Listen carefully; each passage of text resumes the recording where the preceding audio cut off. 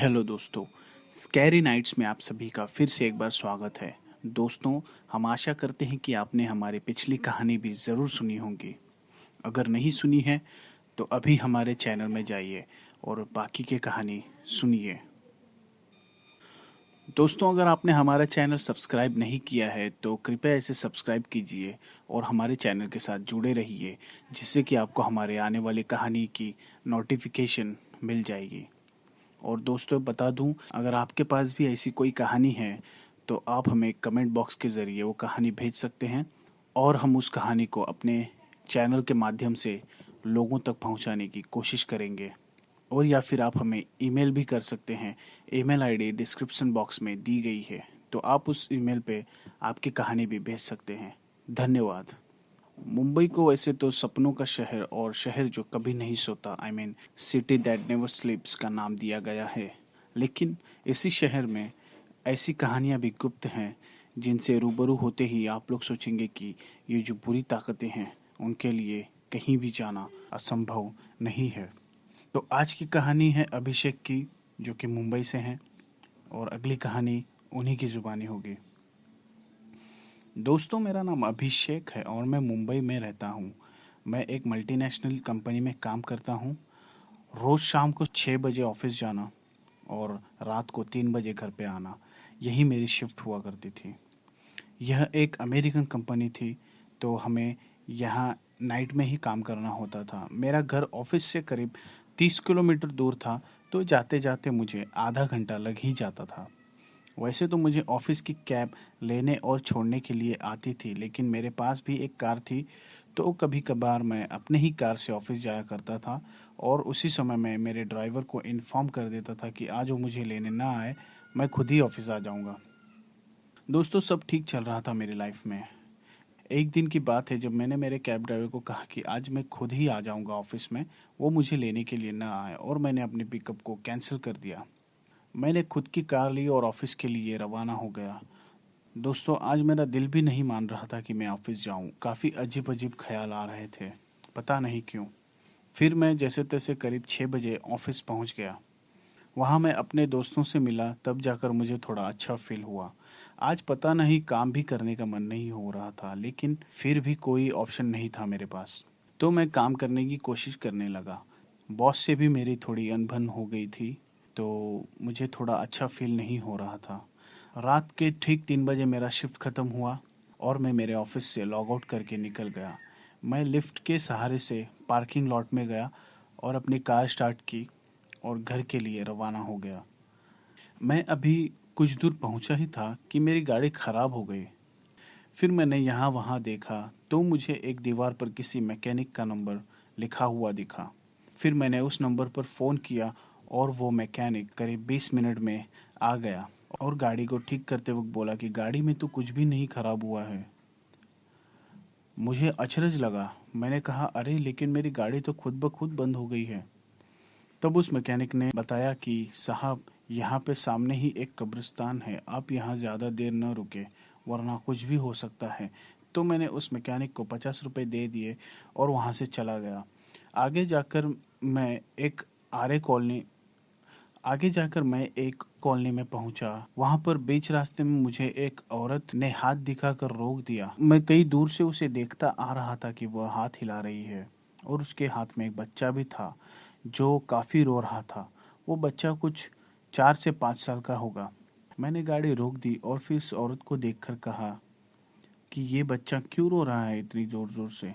फिर वो औरत बोली कि साहब, इस बच्चे ने 3 दिन से कुछ नहीं खाया है, ना ही मैंने कुछ खाया है।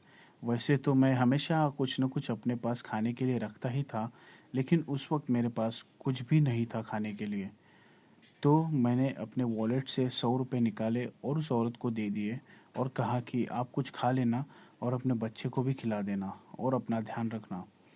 वो औरत के चेहरे पर हंसी तैर गई और बोली, साहब, यहाँ पर मुझे और मेरे बच्चे को देखकर कोई भी गाड़ी नहीं रुका था, लेकिन आपने मेरी मदद की। आप जैसे आदमी बहुत कम होते हैं, भगवान आपकी लंबी उम्र करे। फिर मैंने उस औरत से कहा, अगर आपको कहीं जाना है तो मैं आपको छोड़ देता हूँ।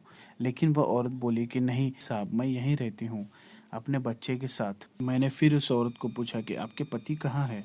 उसने कहा कि नहीं साहब, मेरे पति को गुजरे 3 साल हो गए हैं और मैं अकेले ही रहती हूँ। तब मैंने अपना दुख जताते हुए कहा कि भगवान आपके पति की आत्मा को शांति दे। ऐसा कहकर मैं वहाँ से चला गया।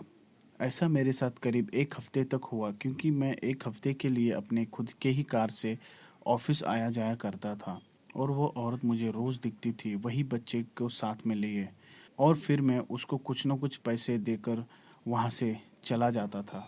दोस्तों, 1 हफ्ते बाद मैं अपने कंपनी के कैब से ऑफिस आया जाया करने लगा। तो एक दिन की बात है, जब मैं मेरे ऑफिस में अपने ऑफिस के कैब से कंपनी जा रहा था, तब मेरी कैब वही रास्ते से कंपनी जा रही थी। तब मैंने यहाँ वहाँ उस औरत को ढूंढा, पर वो मुझे कहीं नहीं दिखी। तब मैंने सोचा कि वो औरत कहाँ गई होगी। तो मैं कंपनी में चला गया, अपना काम ख़त्म किया मैंने, और रात के 3 बज गए। मैंने अपना कंप्यूटर शट डाउन किया और फिर पार्किंग में चला गया अपने कैब के लिए। तो मेरा ड्राइवर जो था, उसने मेरी कैब को उस रास्ते से नहीं लिया जहाँ मुझे वो औरत दिखती थी, बल्कि उसने वो रास्ता मोड़कर दूसरे रास्ते से लिया। उतने में मैंने उस ड्राइवर को कहा कि अरे आप इस रास्ते से चलिए ना। तो उस ड्राइवर ने कहा, क्यों साहब, आपको अपनी ज़िंदगी प्यारी नहीं है क्या? मैंने सोचा कि ये ऐसी बातें क्यों कर रहा है। तो मैंने कहा, क्यों, क्या हो गया, आप ऐसा क्यों बोल रहे हो? तब उस ड्राइवर ने बताया कि साहब, उस रास्ते पर एक औरत और उसके बच्चे की आत्मा घूमती है। इस जगह के कई लोगों ने उसे देखा है। दोस्तों, ये सुनकर तो मेरे रोंगटे खड़े हो गए। मैंने कहा, क्या आप ये क्या कह रहे हो, और आपको ये सब चीज़ कैसे पता है कि यहाँ एक औरत और उसके बच्चे की आत्मा घूमती है?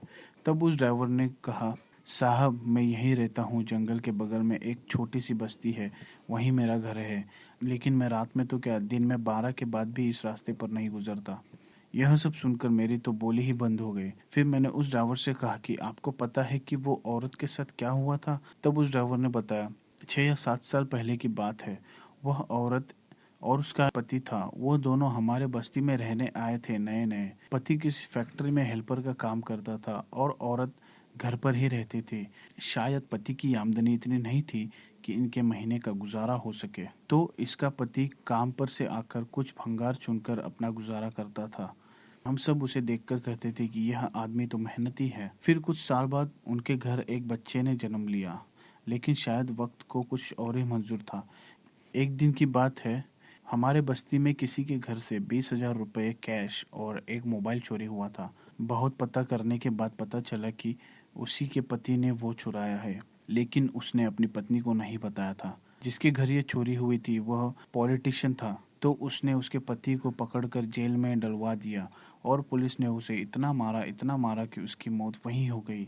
यह सुनकर वह औरत रोने लगी और फिर कुछ दिनों बाद वो हमारे बस्ती में काम ढूंढने लगी। लेकिन उस पॉलिटिशियन ने पहले ही सबको मना कर दिया था कि उसे कोई भी काम न दे, और जिस किसी ने उसे अगर काम दिया तो उसे बस्ती से निकाल दिया जाएगा। तो उस औरत को कोई भी काम न देता, ना ही कुछ खाने को, ना ही कुछ पीने को देता। बेचारी आखिरी सांस तक अपने और अपने 5 साल के बच्चे के लिए खाना और पानी मांगते मांगते मर गई। और उस पॉलिटिशियन ने उस औरत और उस औरत के बच्चे की लाश को पीछे जंगल में फेंक दिया। तब से उस औरत की आत्मा वहीं दिखाई देती है। यह सुनकर मुझे कुछ सूझ नहीं रहा था। फिर मैंने कहा कि ये आप क्या कह रहे हैं? पिछले 1 हफ्ते से मैं उस औरत को रोज़ मिलता हूँ और 100 रुपये रोज़ देकर उससे वहाँ से चला जाता हूँ, और वह औरत मेरी लंबी उम्र की दुआ करती है। उस ड्राइवर ने कहा, शायद वो एक अच्छी आत्मा है जो किसी को नुकसान नहीं देना चाहती। तुमने उसकी मदद की, बहुत अच्छा है, लेकिन वहाँ से आना जाना ठीक नहीं है। यह सुनकर मैं काफ़ी डर गया। फिर मैं अपने घर पहुँच गया और उस दिन के बाद मैंने उस रास्ते से जाना बंद कर दिया। दोस्तों, आशा करता हूँ कि आपको ये कहानी अच्छी लगी होगी। अगर आपको ऐसी और कहानी सुननी है तो हमारे चैनल को सब्सक्राइब कीजिए और हमारे साथ जुड़े रहिए। आप सभी का धन्यवाद।